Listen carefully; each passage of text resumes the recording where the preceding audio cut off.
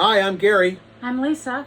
and we're living on the Perfect Seas. Seas, currently in Fort Lauderdale, Florida. No, we're not. We're in Key West. Oh, we're in Key West? Key West. Okay, well, this is unedited, and I don't know where I'm at apparently, but it's a 4207 Carver aft, and this is our probably our fourth boat in a series of boats, and never thought we'd be doing this. And we'd like to talk to you on this video a little bit about, first of all, how do you decide that it's okay to be with somebody on a boat for 6 months, a year, 2 years, forever? We sold our house and bought a boat, and now we live here. Yeah. So what have been the challenges? Oh, there's been a lot of challenges. We've had smaller boats, and this was a steep learning curve because it was a bigger boat. We've been boating in different conditions than that we were used to.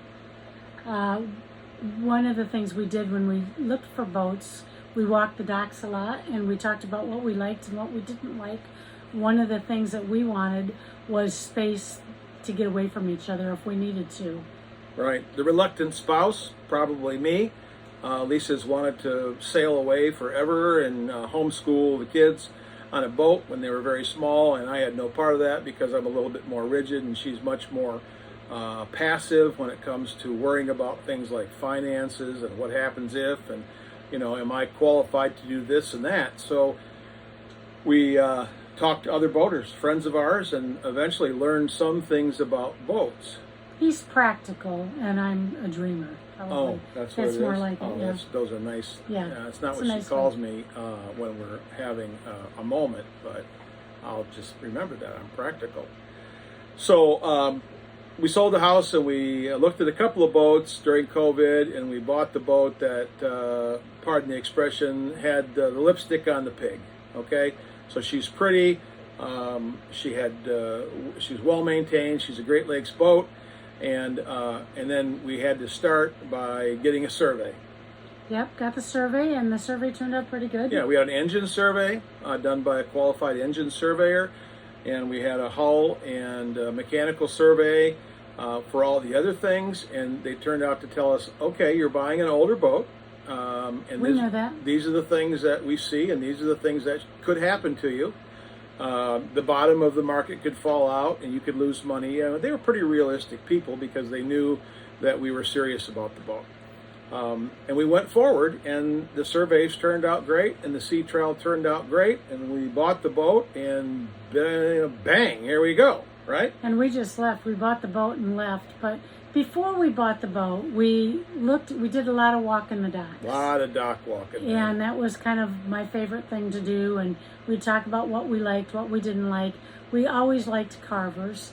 That's why we purchased this one. But we wanted a boat that didn't go too fast, but didn't go too slow. One that was economical, one that would fit. I'm taller, she's shorter. Take into consideration things like what's it going to cost to maintain it, which is the scary part. That's where the reluctant spouse comes in. Yeah, and we wanted things that we knew were, when we bought this, we knew that we were going to live on it. So we wanted lots of room, and this has got lots of room on it.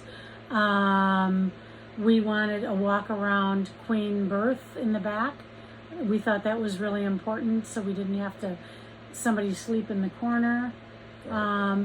We thought we wanted an inside helm. We have that. We haven't used it. Never used Probably never will.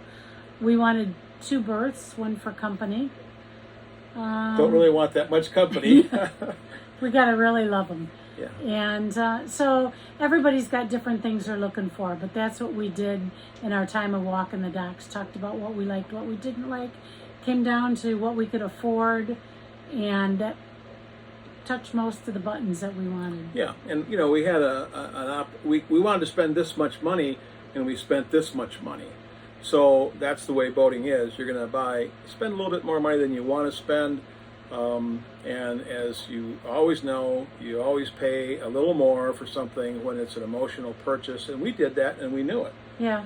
But it was COVID, and there weren't a lot of boats to choose from, and we were essentially homeless. I'd like to thank my son Blake and my daughter-in-law Sarah Jo for taking us in when we were homeless during COVID.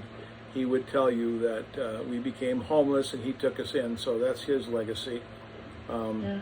And it's kind of the truth, but you know, I bought a motorhome. Yeah.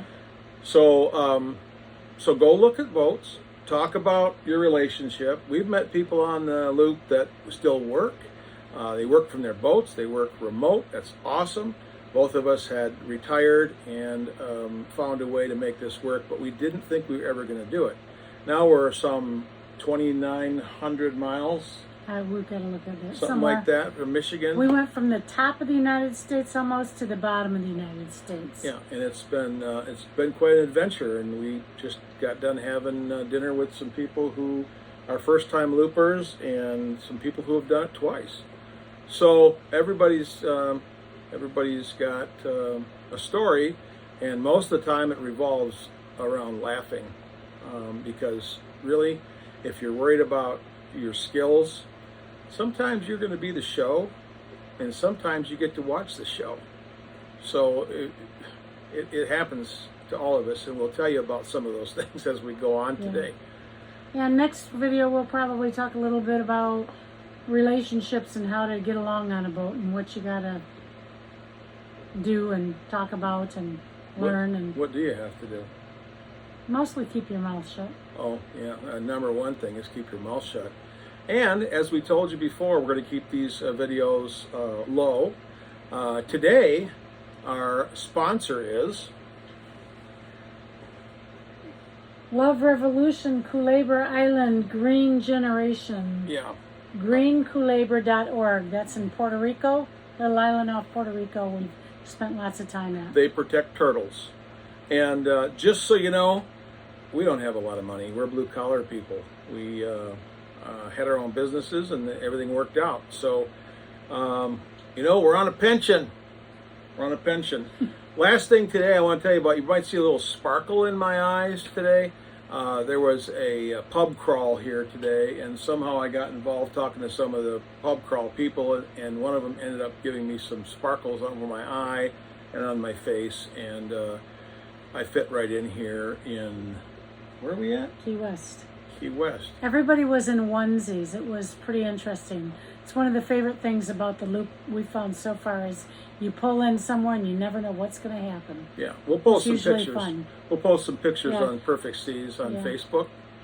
Follow us on Instagram, and please tell your friends about this broadcast. And we're going to just continue. If you have any questions, Ask on the Perfect Seas site on Facebook. yeah, And it's send us a message. Perfect Seas, one word, on Facebook, Instagram, and YouTube.